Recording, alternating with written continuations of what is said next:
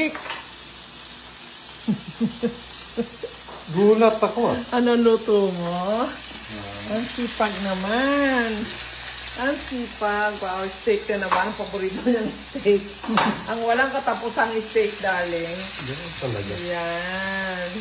Ito pa isa. Kakain kami yan sa nagaluto. Wow, ang sipag naman. O, di ba? Kaliligo ko lang. Nag-zumba. Yan. So, kailangan yan ay merong ano yan. Siguro gusto niya lagi ng ano. Laging may kiss the cook. O, yan. Masipag magluto ngayon. Ilang araw din ang beses na yan. Nasusurprise mo ako, ha?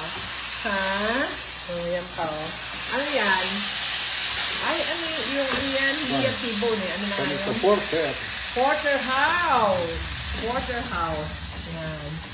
Porter because of the tenderloin. Ito ang beef tenderloin. Ito ang T-bone, yung part na yan. T-bone.